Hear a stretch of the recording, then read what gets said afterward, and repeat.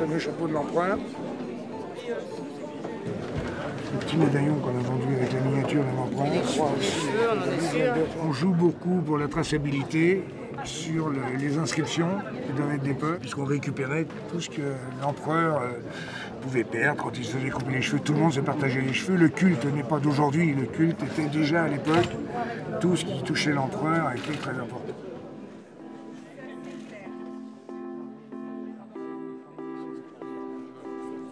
Le numéro 12, statue et caisse de l'empereur Napoléon Ier. Eh bien, commençons à 400. 200, 600, 700, 800, 900, 1000, 1100, 1200, 1300, 1400, 1500, 1500 ici. Et pas de regret. Adieu. Gravé sur le pourtour en or, fragment de la première étoile de la Légion d'honneur et cheveux de Napoléon Ier. Commençons à 2500. Alors 2500, 3500, 4500, 5000, 6000, 6500, 7000, 500, 7500. C'est Guy 7500. 8000, 9000, 10 000. 10 000 dans la salle. Personne au-dessus de 10 000 et j'adjuge. Adjugé 10 000 dans l'entrée. Le numéro J'ai acheté, 84. monsieur, dans cette vente pour le compte de la haute horlogerie de Witt à Genève. Les cheveux de l'empereur. Vous vouliez ces pièces-là? Bien sûr, nous voulions ces pièces-là, absolument. Et mon mari, qui est donc le fondateur de l'entreprise de Witt à Genève, haute horlogerie, est un descendant de l'empereur, donc c'est doublement symbolique. Et je peux certifier que Viviane a acheté à la vente aux enchères des cheveux authentiques de Napoléon, dont la provenance est incontestable. Le lot qui a été acheté, le lot avec les cheveux, provient du musée napoléonien de Monaco, comme tous les lots de cette vente. Nous allons mettre des microns de cheveux de l'empereur dans les montres de Witt. C'est-à-dire que quand on achètera une montre de Witt, on aura au bras l'ADN de l'empereur.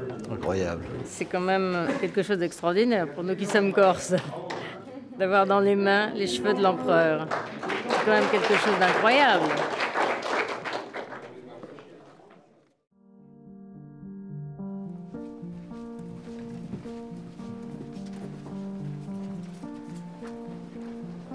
Voilà, Maître Raymond est le président des huissiers de justice de Genève. Il nous fait l'honneur aujourd'hui de venir assister à cette opération. Puisque donc nous allons ouvrir sous votre contrôle, mon cher maître, ces deux lots qui ont été achetés dans la vente de Fontainebleau. Il nous est apparu que mettre à l'intérieur d'une montre un petit fragment de cheveux qui serait donc l'ADN de l'empereur, ça serait encore plus fort et ça serait certainement très émouvant pour les gens qui sont des grands admirateurs de l'empereur. Si vous avez la chance d'acquérir une montre de Witt, vous allez avoir à l'intérieur un petit pictogramme de l'empereur et un tout petit bout de cheveux que vous ne pourrez voir qu'à la loupe. Mais vous aurez à votre poignet l'ADN de l'empereur. Alors, mon cher maître, voilà. Si vous voulez bien, voilà. Donc, c'est bien le lot 88. Voilà. On va ouvrir. J'ouvre sous votre contrôle, voilà. Mon cher maître. Oui.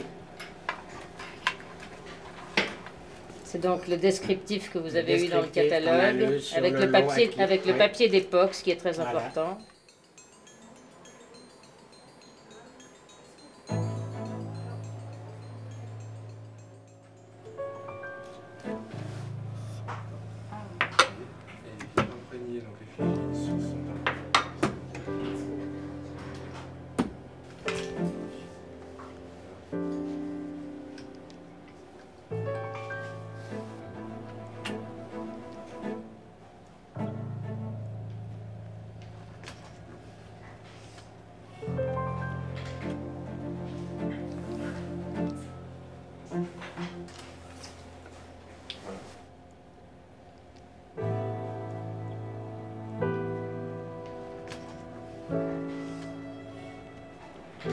Il est où ce cheveu exactement? Il est dans le chapeau.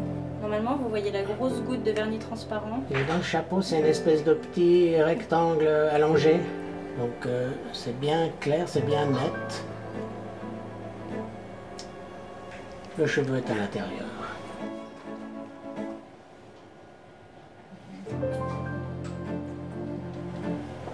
C'est impressionnant.